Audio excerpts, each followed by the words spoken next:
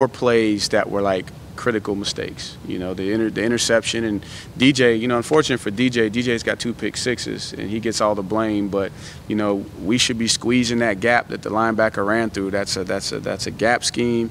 You know, we freeze, we let the guy run by, and DJ's on a decide play, so he's got his eyes over here, right, trusting that everything's going to be protected, and as soon as he gets his read, he goes to flip, because that's how the play is designed, and that's a critical error there. And then we dropped the ball in that situation. So there were a couple of critical errors that we gotta eliminate. Yep. Anything in a lot of this inaccuracy on some of this back shoulder sideline? So the one on the sideline was a depth issue. So the receiver went too deep. Yeah, so you're talking about that one to J. Ross? Well, just in that. General, sort of some of the presses. Yeah, and we've been working on some of the back shoulder stuff, just because, you know, not every one of our guys is just winning over the top, so you got to throw some of the back shoulder stuff. So not as much. I feel like he's gotten better, you know, with the back shoulder throw the more that we've emphasized it. But I know in particular the one on 3rd down, I think it was a 3rd down and 7, and we had it. And J. Ross runs a really, really good route, but he's at 13 and he should be at 10, and the quarterback's throwing on timing, and the ball's out, you know, on 10, so he's trusting it. Now, where we can coach DJ is trust your protection. You might could squeeze that a little bit longer once you realize that he's not quite there. So, but that was more of a depth issue, and that's part of just the lack of continuity at wideout for DJ. Man, you hurt for him because he's got different guys playing different spots, trying to develop the timing with all those guys. Man, that's tough. We do, but the structure here with what we had, they're like if you watch Pitt, and they're going to play that basically 4-man coverage, so they're basically 0 coverage, and then they got the 2 inside linebackers that fit run and wall.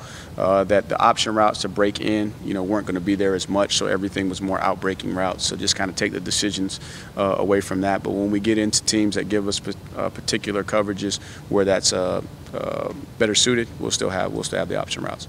Yep. Are you surprised at all with some of the, I shouldn't say surprised, but some of the criticism that has come with the success that y'all had here over the years, that like, and now you have like analysts questioning like quarterback development and some of that kind of stuff. Does that frustrate at all with some of the success that y'all had over the years?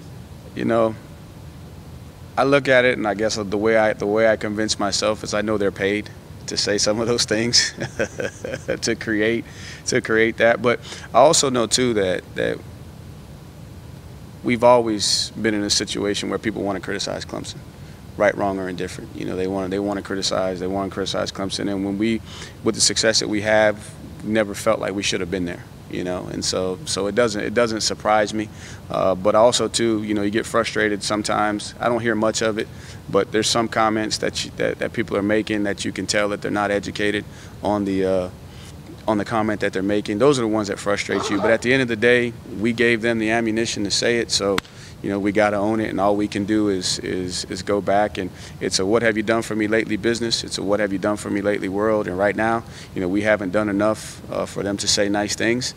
So I understand it. But some of the stuff about not being able to develop quarterbacks, that's all I'm gonna say.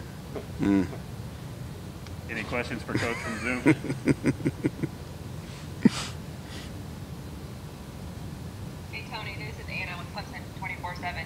From a recruiting perspective, kind of what's your message to some of those guys on the trail right now?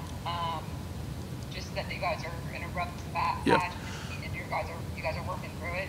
Don't buy the lie, you know, because you're going to get beat up in recruiting by all the other schools that are going to say things. And what I do know is that we got a proven formula, proven plan, and right now we're just, you know, we're going through a time of adversity, but on the other side is going to be something really, really special.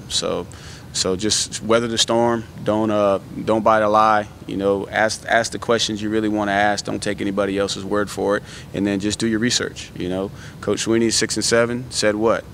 Best decade in college football, and that was accomplished here. So we still have everything in place, but at also too, the beautiful thing is adversity builds character too and reveals character. And so this is a great opportunity for our program to show what we're really about in the good and the bad, and then get back to where we believe we should be in the future. Anything else from Zoom? All right, thank you, Coach.